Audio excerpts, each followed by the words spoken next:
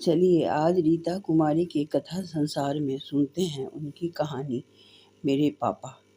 कहानी सुनाने से पहले आप सबों से अनुरोध है कि इस चैनल को सब्सक्राइब नहीं किए हैं तो सब्सक्राइब कर लें और लाइक करना तो बिल्कुल ना भूलें।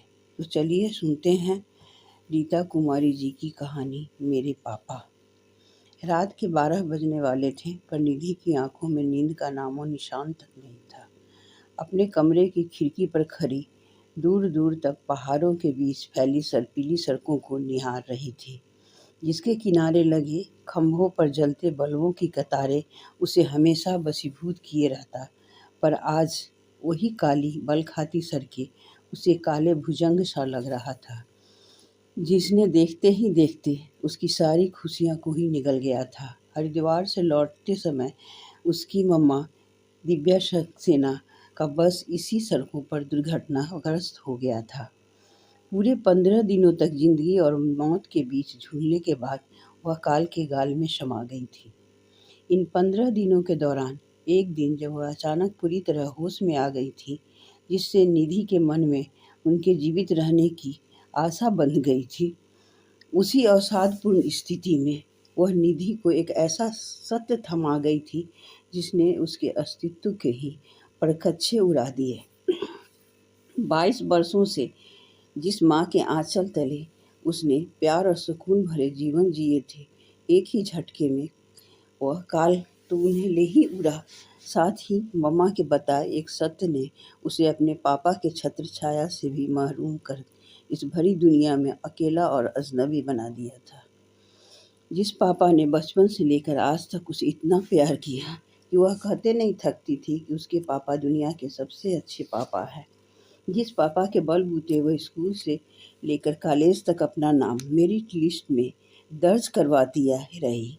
कभी बीमार पड़ी तो मम्मा से ज़्यादा पापा ने सेवा की।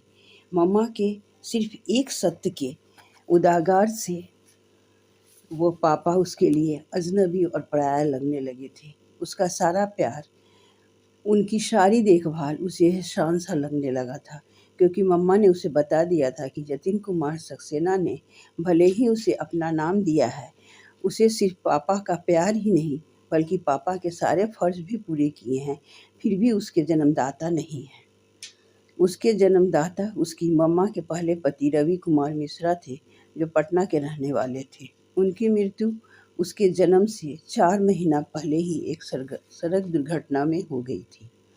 वह मात्र 1 वर्ष की थी जब उसकी मम्मा ने अपने साथ बैंक में काम करने वाले सहकर्मी जतिन कुमार सक्सेना से शादी कर लेने का फैसला कर लिया था। उनके इस फैसले को उनके मायके और ससुराल दोनों ने स्वीकार नहीं किया। एक तो ब्राह्मण समाज में पुनर्विवाह अक्षम्य अपराध माना जाता है, उस पर से अंतरजातीय विवाह सभी ने जमकर विरोध किया। फिर भी उसकी मम्मा दिव्या ने अपना फैसला नहीं बदला और कोर्ट में उन दोनों ने शादी कर ली। लोगों के ताने उलाहनों से परेशान अपनी पत्नी के मानसिक शांति के लिए जतिन कुमार ने अपनी नौकरी छोड़ अपने मित्र के सहयोग से मसूरी में अपना व्यापार शुरू कर दिया, जो जल्द ही चल निकला और वे अपनी छोटी सी गृहस्थी मसूरी में ही बसा लिए। जतिन कुमार के माता पिता बचपन में ही चल बसे थे। एक बड़ा भाई था जिन्होंने उसे पढ़ाया लिखाया और बैंक में काम करने के लायक बनाया। अभी नौकरी करते उन्हें पूरा 6 महीना भी नहीं गुजरा था कि बड़े भाई सब परिवार कनाडा चले गए। गए तो ऐसे गए कि वहीं के होकर रह गए। न छोटे भाई की ममता ने उन्हें भारत वापस ला सकी, न अपने पुश्तैनी जीर्ण मकान का मोह ही। इस तरह निधि के माता पिता दोनों ही अपने रिश्तेदारों से दूर अलग थलग जीवन बिताने को मजबूर थे, जिसके कारण निधि के जीवन में भी सिर्फ 2 ही रिश्ते बचे रह गए थे। बाकी के रिश्ते से हमेशा अनजान रही। अब मम्मा के चले जाने से निधि के साथ साथ जतिन बाबू भी काफ़ी अकेले पड़ गए थे। घंटों इस बिस्तर पर पड़े अनंत आकाश में जाने क्या ढूंढते रहते, हमेशा उदासियों में ही डूबे रहते। वह वही नए नए रिश्तों की जानकारियों ने निधि के दिल और दिमाग में तूफान खड़ा कर रखा था। जैसे जैसे दिन बीत रहे थे, हर समय उस अनदेखे अजनबी रिश्तों से रूबरू करने के लिए उसकी उत्सुकता बढ़ती जा रही थी। पर कैसे वह अपने मन की बेचैनी और बातें अपने पापा से कहे, क्या गुजरेगी उनके दिल पर, यह सोचकर कि यह सिला दिया इस लड़की ने उनके प्यार और जज्बात का, जिसके लिए उन्होंने अपना पूरा जीवन ही होम कर दिया था। अब भी वह भले ही खुद उदासियों में डूबे रहते, पर निधि के हर काम का पूरा ख्याल रखते। उसकी मम्मा को गए हुए मुश्किल से अभी 15 दिन भी नहीं गुजरा था कि उसका IAS की नौकरी के लिए लिखित परीक्षा के बाद मौखिक परीक्षा में चयन होने की सूचना आ गई थी। उस दुखद स्थिति में भी उसके पापा ने उसके लिए क्या कुछ नहीं किया। स्पेशल कोचिंग करवाया, जगह जगह से परीक्षा संबंधी जानकारियां एकत्र कर उसे देते, कठिन प्रश्नों के उत्तर बनवा कर समझाते हैं। ऐसे पापा को वह कोई दुख देना नहीं चाहती थी, इसलिए मन ही मन वह बात को दबाए रखी। पर आदमी क्या करे, उस दिल का जिस पर कभी कभी उसके अपने दिमाग का ही बस नहीं रहता। एक दिन शाम के समय निधि अपने पापा के साथ बैठी चाय पी रही थी कि अचानक ही जाने कैसे बोल पड़ी, पापा, मैं एक बार पटना जाना चाहती हूँ, उन सभी रिश्तेदारों से मिलने के लिए जो अब तक मेरे लिए अजनबी थे। उसकी बातों से जतिन बाबू ऐसे चौंके मानो उनके पाँव ही किसी अंगारे पर पड़ गए हों। पल भर में ही उनका चेहरा फक हो गया। उन्हें समझते देर नहीं लगी कि उनकी बेटी किन रिश्तेदारों की बातें कर रही है, पर दूसरे ही क्षण उन्होंने अपने आप को संभाल लिया था और अपनी आंखें सामान्य रूप से निधि के चेहरे पर निबद्ध कर बोले, ठीक है, कल के ही किसी फ्लाइट से तुम्हारे लिए टिकट मंगवा देता हूँ। जतिन बाबू ने अपने आहत मन की एक झलक भी निधि को नहीं देखने दी। उन्होंने पटना जाने वाले फ्लाइट से सिर्फ निधि का टिकट ही नहीं बुक करवाया, साथ ही पटना में रहने वाले अपने बचपन के दोस्त दिवाकर को फ़ोन कर निधि के फ्लाइट के समय और निधि के पटना जाने का कारण बता निधि की सारी जिम्मेदारी उन्हें सौंप दी। इस तरह दूसरे ही दिन निधि दिवाकर बाबू के साथ अपने जन्मदाता के विशाल हवेली नुमा मकान के सामने खड़ी थी, जिसकी भव्यता देख हैरान रह गई। इस कोठी के सामने उसके मसूरी के मकान का तो कोई वजूद ही नहीं था। अपने पितृगृह का वैभव देख अवाक अभिभूत निधि यंत्र चलित गुड़िया सी दिवाकर बाबू के पीछे पीछे बड़े से गेट पर खड़े दरबार के रजिस्टर में अपना नाम पता दर्ज करवा उस बड़े से प्रांगण में पहुंची, जहां से एक व्यक्ति ने उन दोनों को एक बड़े हॉल में पहुंचा दिया। उस हॉल में कमरे में एक वृद्धा पर रौबदार महिला बैठी उन लोगों का इंतजार कर रही थी। दिवाकर बाबू ने उस महिला का अभिवादन कर बोले, मुझे पहचाना माँ जी? मैंने ही आपको फ़ोन किया था। मैं दिवाकर हूँ, रवि के बचपन का दोस्त, और यह निधि है आपकी पोती। परिसर पा जैसे ही निधि अपनी दादी केतकी देवी के पाँव छूने को झुकी, वह बीच में ही उसे थाम अपने गले से लगा ली। दोनों की आंखों से अविरल अश्रुधार बह निकले। जब स्थिति थोड़ी सामान्य हुई, केतकी देवी से आज्ञा लेकर दिवाकर बाबू निधि को वहीं छोड़ चले गए। थोड़ी देर में ही वहाँ घर के अन्य लोग भी जमा होने लगे। वर्षों पहले केतकी देवी के दिवंगत पुत्र की अंतिम निशानी, जो उनसे बिछड़कर बहुत दूर चला गया था, अचानक ही उसे पाकर वह खुशी से आह्लादित हो घर के हर सदस्य से उसका परिचय करवाने लगी। तभी उन रिश्तेदारों की भीड़ से एक बेहद सुंदर औरत, जो उसकी माँ की उम्र की ही रही होगी, निकलकर आई और उसे कलेजे से लगा लिया। न जाने क्यों उनके स्पर्श ने एक क्षण के लिए उसे अपनी मम्मा की याद दिला दी। केतकी देवी ने उनसे परिचय करवाया, यह तुम्हारी बुआ है रमा, इत्तेफाक से आज पटना आ गई हुई है, जिससे तुम दोनों की मुलाकात हो गई। यह प्यार भरा वातावरण ज़्यादा देर तक टिक न सका। कई जोड़ियां एक्सरे की तरह बेनती आंखें और कुछ लोगों के होठों पर फैली विद्रूपता भरी मुस्कान निधि को बेचैन करने लगे। बुआ ने न जाने कैसे निधि के मन की बेचैनी को समझ उसका हाथ थाम उसे लिए हुए एक दूसरे कमरे में ले आई, जहाँ पहले से ही उसका बैग रखा हुआ था।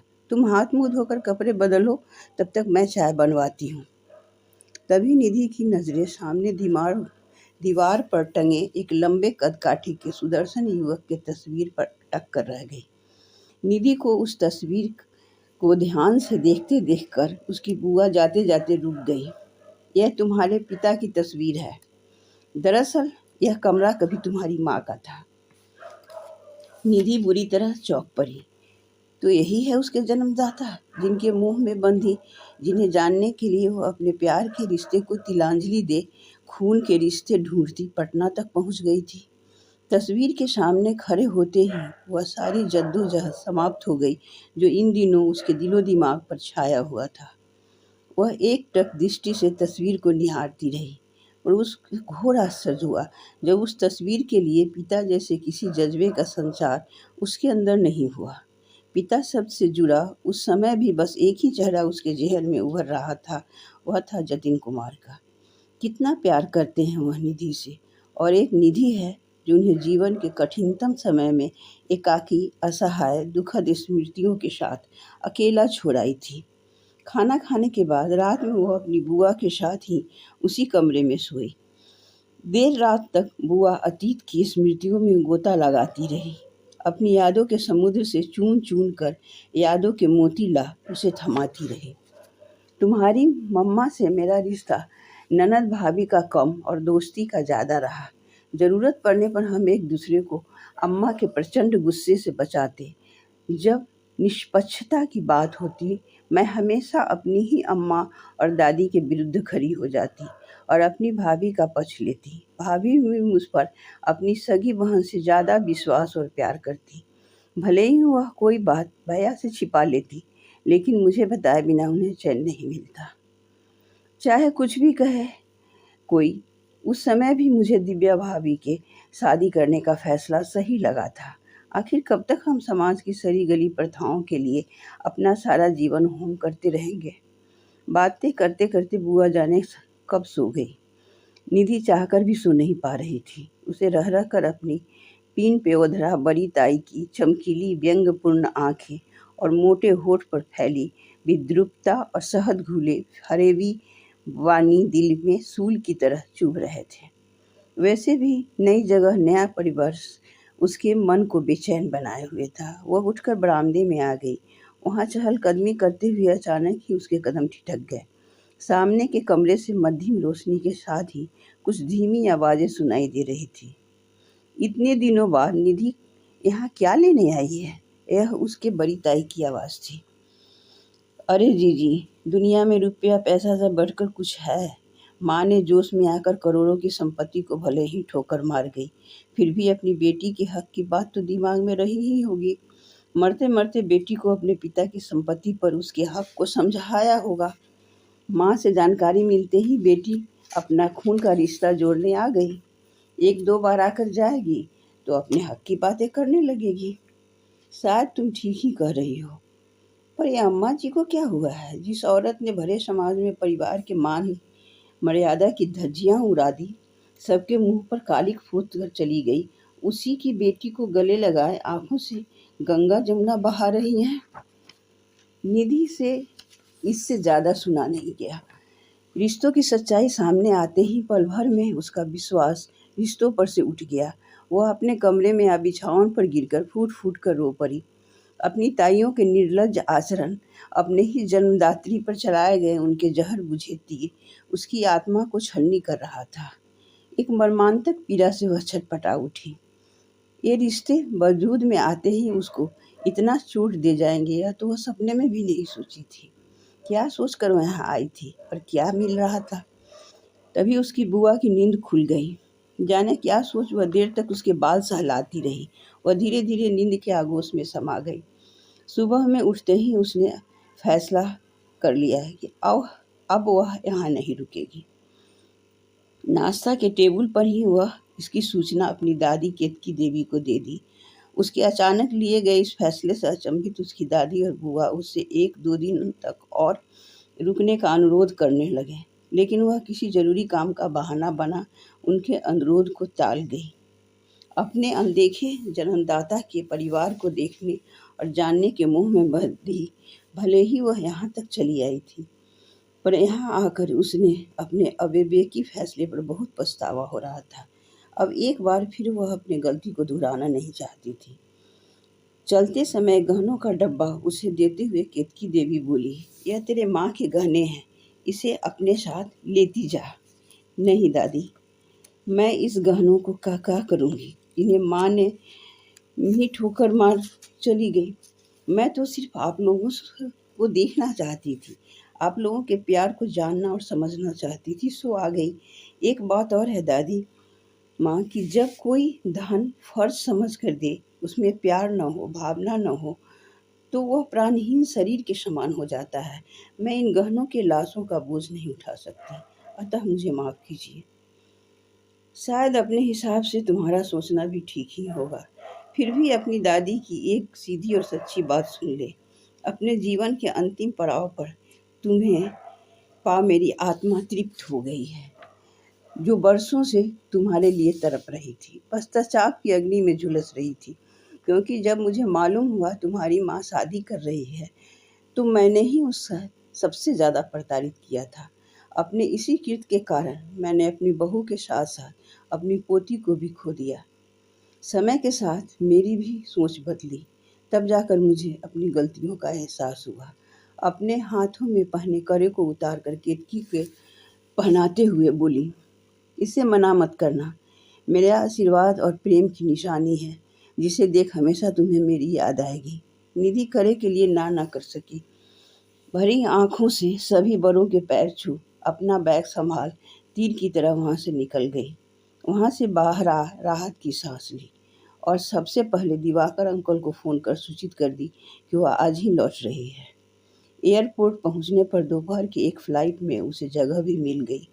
मसूरी पहुंच टैक्सी से उतरी तो उसकी अपने ही घर में घुसने की हिम्मत नहीं हो रही थी।